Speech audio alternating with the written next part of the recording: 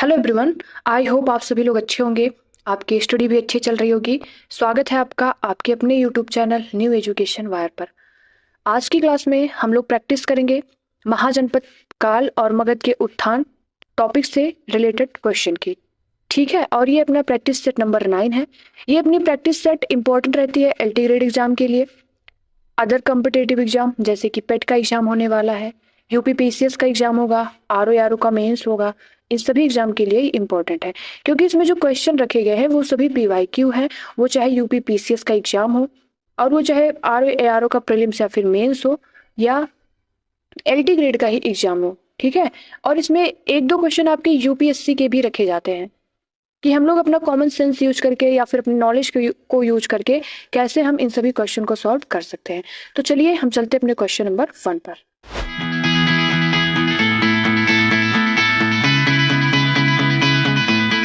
Question number 1 दिया गया है कि निम्नलिखित में से कौन सा एक ईसा पूर्व 6ठी शताब्दी में प्रारंभ से भारत का सर्वाधिक शक्तिशाली नगर राज्य था।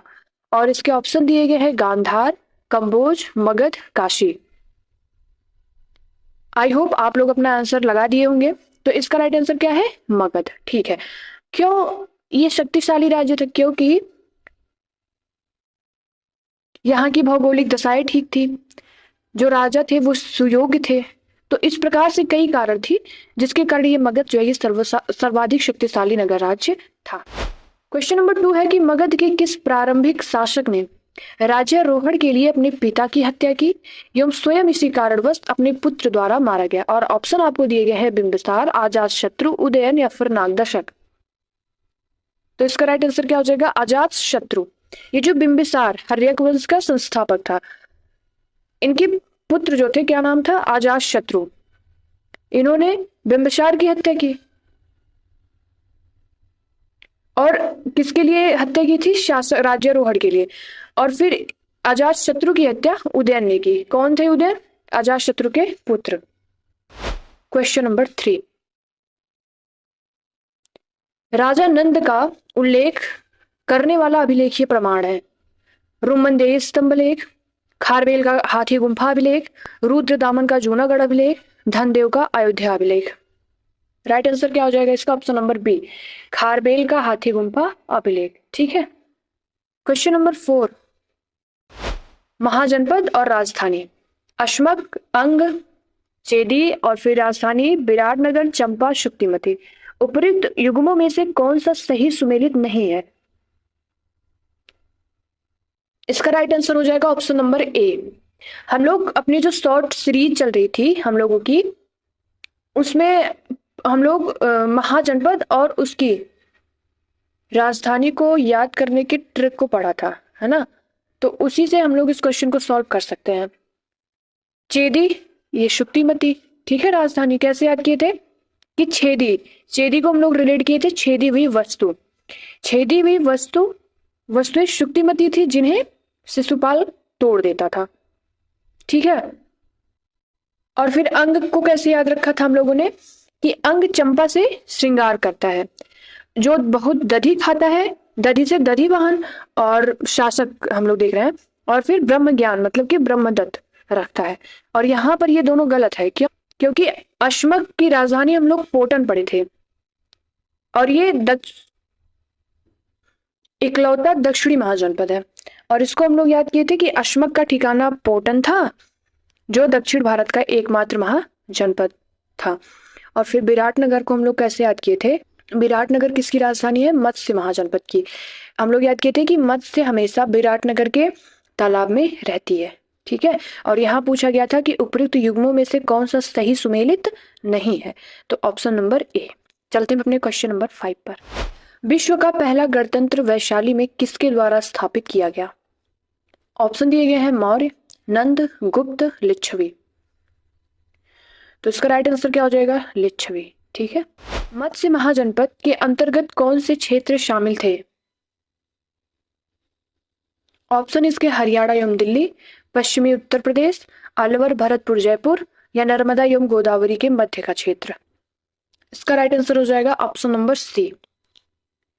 ये जो हरियाणा एवं दिल्ली क्षेत्र है ये कौन से महाजनपद के अंतर्गत शामिल है? कुरु महाजनपद।